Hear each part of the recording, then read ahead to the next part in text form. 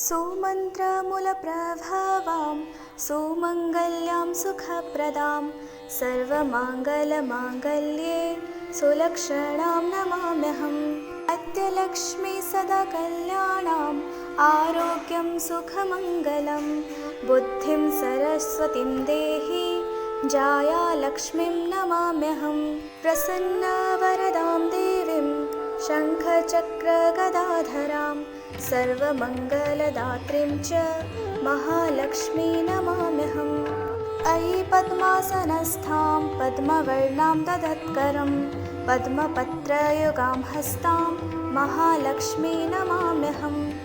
क्षीरसागरसम्भूतां विष्णुवक्षस्थलस्थितां पद्मालयां पद्महस्तां नमाम्यहं महालक्ष्मीम्। चन्द्रसहोडाश्च हस्तस्थां सकलैश्वर्यं प्रदा शुभां लक्ष्मीं नमामि यस्तास्तु वामभागे विराजते। सर्वकामप्रदां देवीं सदा भक्तिप्रदायिनीम् अश्विन्यां प्रथमां संस्थां शरत्कुङ्कुमवर्णकाम् अष्टलक्ष्मी नमस्तुभ्यं वरदां शान्तमाङ्गले कृपास्वरूपिणीं देवीं नमामि पद्ममालिनीम्। श्रीमहालक्ष्म्यै नमः। श्रीधनलक्ष्मी स्तोत्रम्। धनदा उवाच देवी देवमुपागम्य नीलकण्ठं मम प्रियं कृपया पार्वती प्राह शङ्करं करुणाकरं। देव्युवाच ब्रूहि वल्लभसाधूनां दरिद्राणां कुटुम्बिनां दरिद्रदलनोपाय मञ्जसैव धनप्रदं। शिव उवाच पूजयन् पार्वती वाक्यमिदमाह महेश्वर उचितं जगदम्बासि तव भूतानुकम्पया। ससीतं सानुजं रामं साञ्जनेयं सहानुगं प्रणम्य परमानन्दं वक्ष्येऽहं स्तोत्रमुत्तमं। धनदं श्रद्धानां सद्यः सुलभकारकं योगक्षेमकरं सत्यं सत्यमेव वचो मम। पठन्तः पाठयन्तोऽपि ब्रह्मणैरास्तिकोत्तमैः धनलाभो भवेदाशो नाशमेति दरिद्रता। भूभवांश भवां भूत्यै भक्तिकल्पलतां शुभां प्रार्थयत्तां यथा कामं कामधेनुस्वरूपिणीं।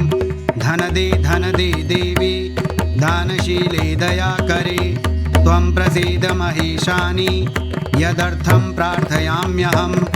धरामरप्रिये पुण्ये धन्ये धनदपूजिते सुधनं धार्मिके देहि यजमानाय सत्वरं। रम्ये रुद्रप्रिये रूपे रामरूपे रतिप्रिये शिखि सखमनोमूर्ते प्रसीद प्रणते मयि।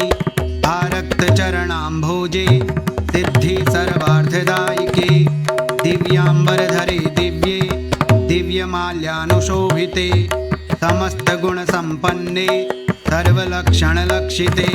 शरच्चन्द्रमुखे नीले नीलनीरजलोचने चञ्चरीकचमूचारु श्रीहारकुटिलालके मत्ते भगवती मातः कलकण्ठरवामृते।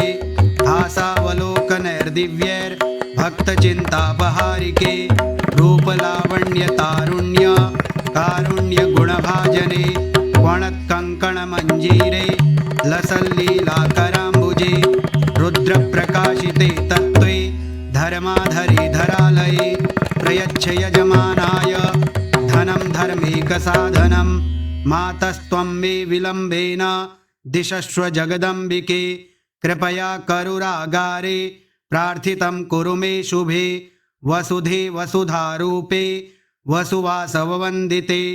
धनदे यजमानाय वरदे वरदा भव ब्रह्मण्यैर्ब्राह्मणः पूज्ये पार्वती शिवशङ्करे। स्तोत्रं दरिद्रता व्याधि शमनं सुधनप्रदं श्रीकरे शङ्करे श्रीदे प्रसीद मयि किङ्करे। पार्वती प्रसादेन सुरेश किङ्करेरितं श्रद्धया ये पठिष्यन्ति पाठयिष्यन्ति भक्तितः सहस्रमयुतं लक्ष्यं धनलाभो भवेत् ध्रुवं धनदाय नमस्तुभ्यं निधिपद्माधिपाय च भवन्तु त्वत्प्रसादान्मे धनधान्य